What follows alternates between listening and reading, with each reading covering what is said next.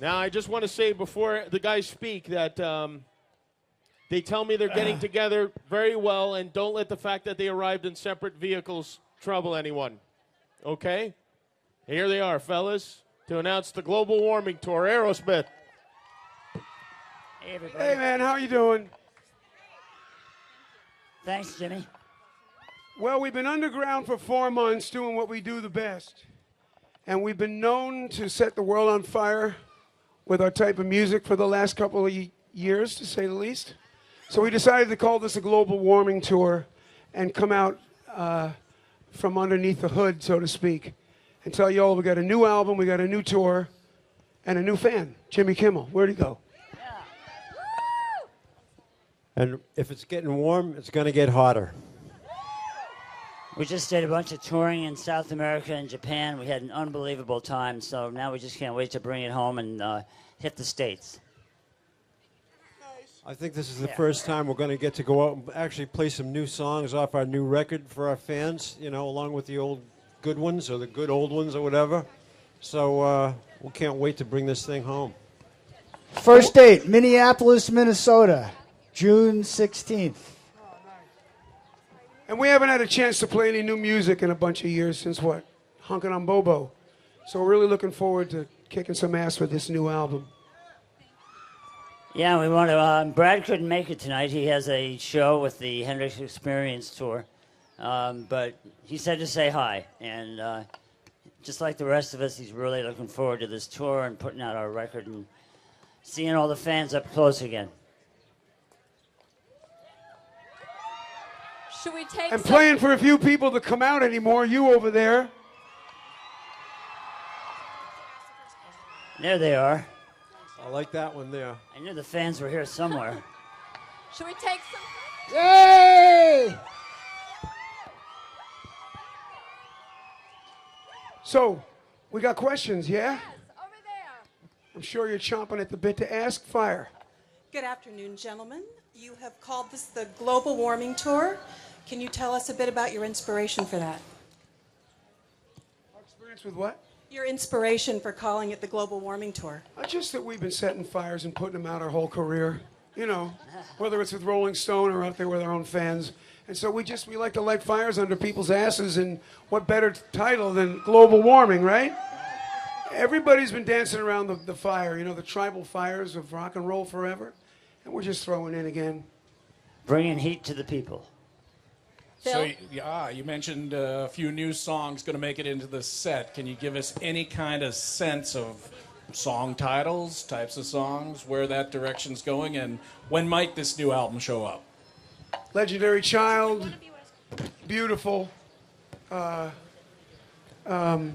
the Lights, bunch of great songs on this record. And it will be out, in 3 months? We'll be on tour in 2 months. So we're looking for doing this as quick as possible. We're almost done with the record. We have 2 more songs to finish. And then we got a mix that should take us another month and a half, 2 months. And we'll be in your face before you know it. But before the album comes out, there will be songs coming out too. A couple of singles between now and then. So, you know, the most amazing thing about being in a band is hearing your songs on the radio. And we're very anxious to hear our new ones coming out of the speakers. Do you know what the first singles are going to be? Not right now. Where's the record We'll company know guy? after the record's Lee, done. Where's you know? Lee? We're not allowed to divulge that at this point.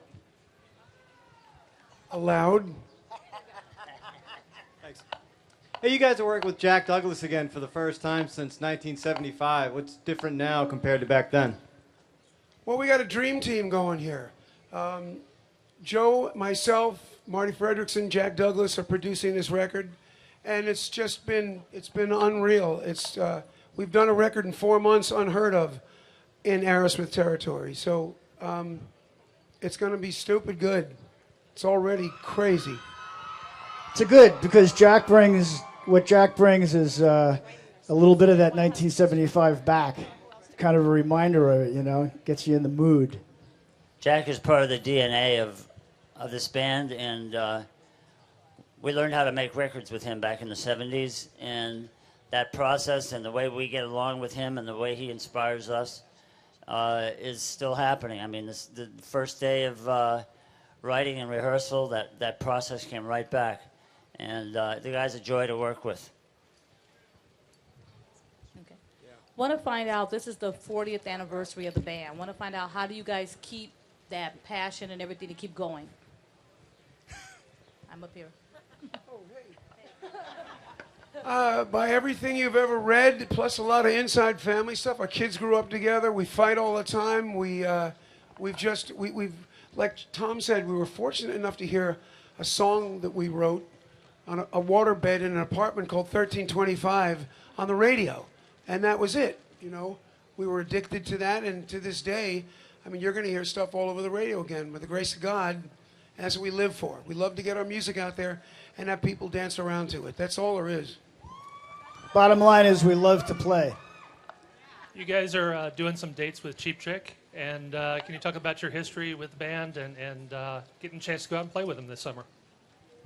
Well, they also have a history with Jack. He produced them too way back when, and we just met them early on, and always had a lot of respect for their music. And they put out an album called Live at the Budokan, which was recorded in Tokyo, and that was the album that really put them over the edge. And it's just a fantastic record. I think that they're one of those bands where you kind of forget how many great songs they have. So when people come to the show and hear them, they're going to say, oh, yeah, those are the guys that do that song, right? And it's just going to be one after another of really great songs. That's why we love them.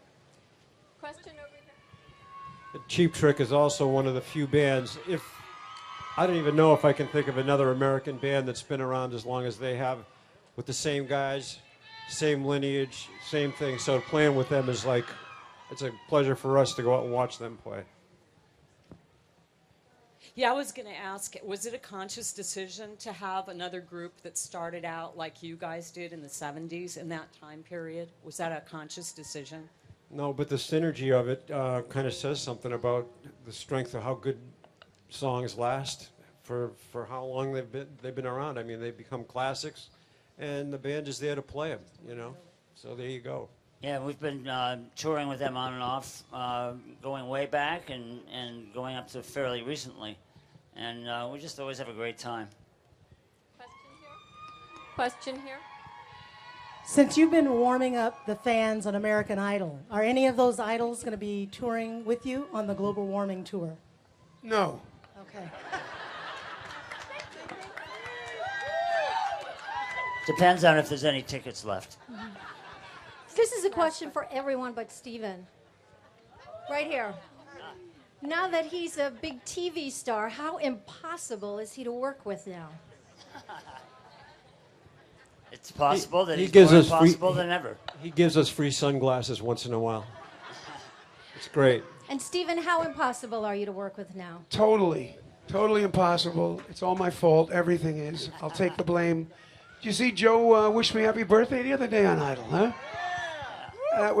It's moments like that I took that job for, and I'm in Aerosmith for. So. Okay. Last question. In your long and illustrious career, what is the most remarkable thing you've seen thrown on stage? A hamster. Tom, come on. No, the hamster I don't think is it. I think there's another one. Is it? You have another story that you can... A prosthetic leg. That's it. That's the one. What? We were doing a show. It was a general admission show back when they still had general admission, and everybody's hands were in the air, and about 50 feet back, there was a guy literally holding up his artificial leg, and with a rose in it. It was a girl. No, and he, I kind of waved at him, and he passed it up, and we put it on the drum riser.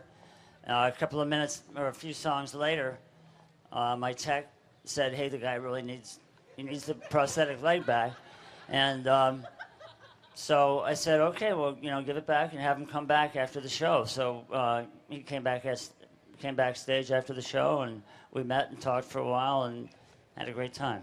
It was a pretty imaginative way to get back to meet the band. We thought it was a pretty cheap shot, but you know what? I wouldn't recommend it as a way. You know what I mean? There are other ways to get back to meet us, but lopping off a leg. And he still keeps in touch with him today. He calls him Old Lefty. Well, you know, it's inspiring when somebody dares to be in the middle of a huge crowd, you know, with that challenge. You know, and this guy was obviously somebody who said he was going to rock out no matter what. And we have a lot of respect for that. We kept the sneaker, though. Thank you. What ass? You're welcome. Thank you very much for coming. Thank you. We will not let you down.